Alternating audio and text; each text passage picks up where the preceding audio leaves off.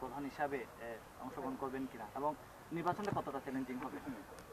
আমরা আমরা কালকে আমাদের ফাহিম ভাই অলরেডি ডিক্লেয়ার করেছে বোর্ডের পক্ষ থেকে যে অক্টোবরের প্রথম সপ্তাহে আমরা ইনশাআল্লাহ ইলেকশন করব এবং প্রপার ইলেকশনই করব। এখানে সভাপতি ইলেকশন হয় না, এখানে ডিরেক্টরদের ইলেকশন হয়, সেটা প্রথম লক্ষ্য এবং সেখানে থাকার চেষ্টা করব।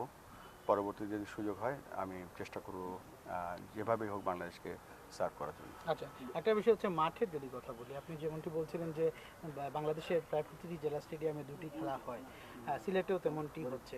তবে আক্ষেপের বিষয়টি হচ্ছে কি যে সিলেটে মাঠের এত সংকট যে আসলে এই মাঠটি ছাড়া অন্য কোথাও খেলার কিন্তু তেমন একটি সুযোগ নেই। তো মাঠ বৃদ্ধিতে আপনাদের সরাসরি কোনো পদক্ষেপ থাকবে কিনা, না বিশেষ করে লাক্কাতুরা আউটার স্টেডিয়ামটা কি খুদে ক্রিকেটারদের অনুশীলনের জন্য ব্যবহারের উপযোগী করা দেওয়া যায় কিনা? খেলোয়াড় শোনেন, মাঠ এবং খেলোয়াড় এই যে দুটো সম্পর্ক, এই সম্পর্ক যখনই দেখবেন যে মাঠের সংখ্যা বেড়ে গেছে, প্লেয়ার সংখ্যা কমে গেছে, তখন দেখবেন যে ক্রিকেট ডিটেরিওরেটিং। আর যদি দেখেন যে খেলোয়াড়ের সংখ্যা বেশি, মাঠ কম, তার মানে ক্রিকেট পপুলারিটি পাচ্ছে।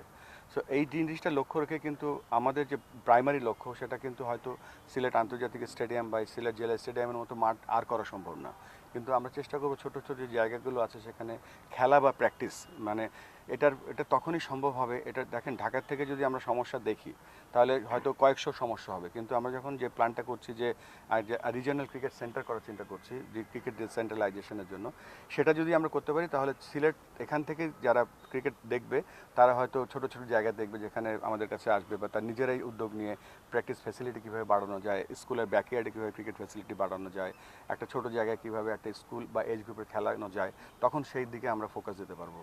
তবে এটা সম্পূর্ণ নির্ভর করছে যখন আমরা রিজিওনাল সেন্টারগুলো তৈরি করে ফেলবো ইনশাআল্লাহ, তখন তাদের যে অনুরোধ বা তাদের যে ফাইন্ডিংসগুলো আসবে সেগুলোর উপরে কাজ করতে হবে।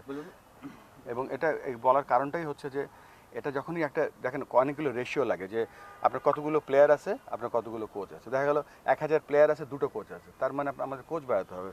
প্লেয়ার অনেক আছে, ফ্যাসিলিটি কম আছে। রেশিওগুলো যখন আমরা যত কাছাকাছি আনতে পারবো, ইভেন্ট করতে পারবো, তখন হয়তো আমরা প্লেয়ারদের থেকে পারফরমেন্সও আশা করতে পারবো। এখন যা পারফরমেন্স পাচ্ছি, আমার কাছে মনে হয় যা ফ্যাসিলিটি দিচ্ছি, যে পারফরমেন্স পাচ্ছি, দিস ইজ বোনাস। বিপিএল নিয়ে একটা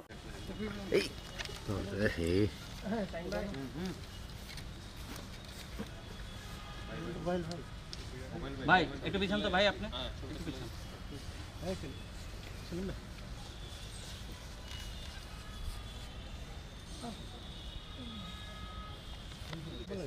বক্তব্য লাগে।